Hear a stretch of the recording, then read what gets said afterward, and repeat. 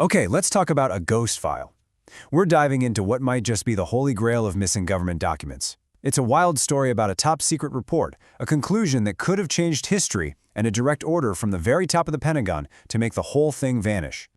And that quote, it comes from Captain Edward J. Ruppelt, the first head of the Air Force's Project Blue Book.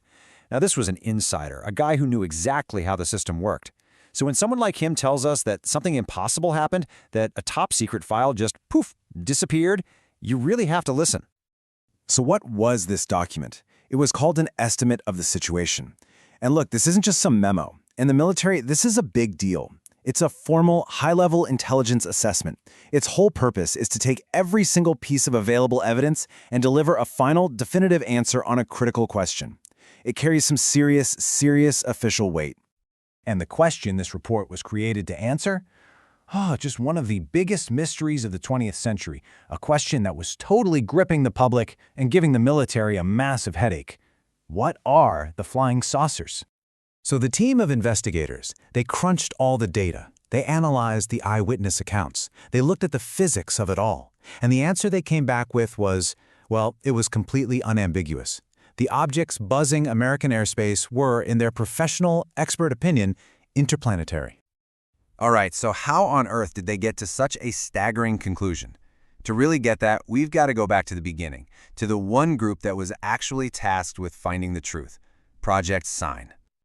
You have to remember what the late 1940s felt like. It was a really tense time. In 1947, you had pilot Kenneth Arnold's famous flying saucer sighting, which just ignited this national media firestorm. And at the exact same time, the Cold War was getting hotter, and the Pentagon was absolutely terrified these things could be some kind of advanced Soviet spy plane. So in 1948, the Air Force created Project Sign to get some real scientific answers. Now, this is a super crucial point. Project Sign was totally unique. Its goal wasn't public relations. It wasn't about debunking things to calm people down. No, it was a genuine search for the truth, and it was staffed by top engineers and aerodynamicists. This puts it in a completely different category from the projects that came later, like Project Grudge and Project Blue Book, which were pretty much just tasked with damage control. Project Sign, they were the real deal. So what was it that pushed this team of very sober-minded, serious scientists and engineers to write such a bombshell report? Well, it really came down to one undeniable case that became their smoking gun. Just imagine this for a second. You're an airline pilot, it's a routine flight, and then, out of nowhere, a massive, wingless, cigar-shaped object appears, heading straight for you. That's not me talking, that's the pilot's own testimony, and you can just feel the sheer terror in those words. This wasn't some blurry light in the distance, this was a near-miss collision with something completely and utterly alien. But for Project Sign, it wasn't just about the scary story. It was about the cold, hard facts. You've got the date. July 24th, 1948.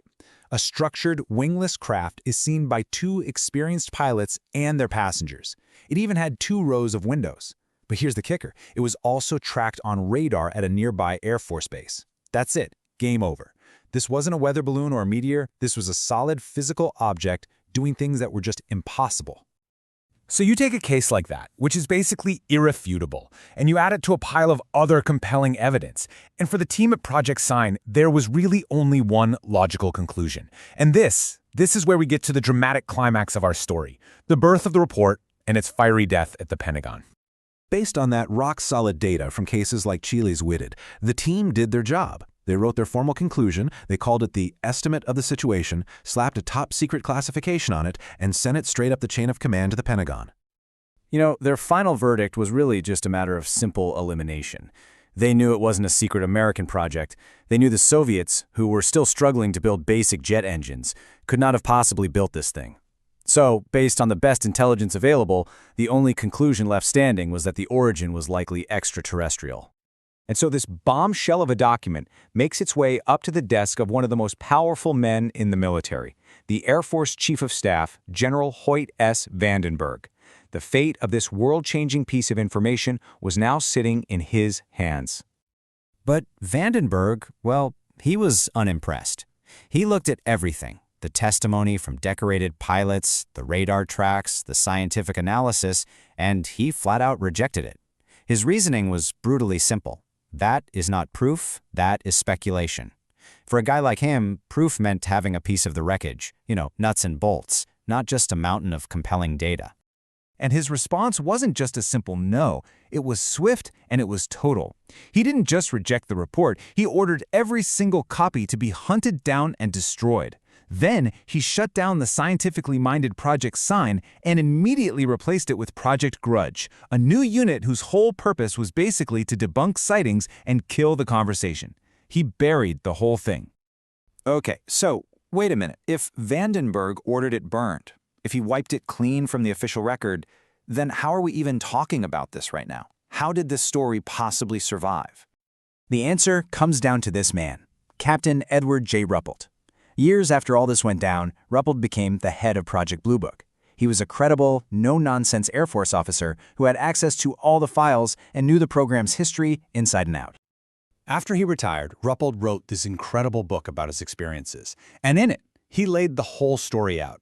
He confirmed the document was real, he confirmed its official title, and he confirmed its shocking conclusion. He even said he'd seen a summary of it himself before the files were totally purged. His testimony is the only reason this story didn't just die in a Pentagon incinerator. So, once Ruppelt's book hit the shelves, the cat was officially out of the bag. Researchers and journalists finally knew what they were looking for, and they started hammering the government with Freedom of Information Act requests, asking specifically for the estimate of the situation. But the official response from the U.S. Air Force was always the same, a flat denial. No such document exists. So there you have it, a direct contradiction. You have a high-level insider saying it's absolutely real, and the official institution saying it never even existed. Which, of course, leaves us right here with the one tantalizing question that just hangs in the air. Did a copy survive? I mean, is it possible that some sympathetic officer back in the day slipped a carbon copy into a different file before the burn order came down? Could it be sitting in some dusty box in a forgotten archive right now? For now, the official status is unchanged. File not found. The document, and the massive decision it represented, exists only as a ghost in the machine. It's a missing piece of our history that really makes you wonder, what might have been different if General Vandenberg had made a different choice that day, way back in 1948?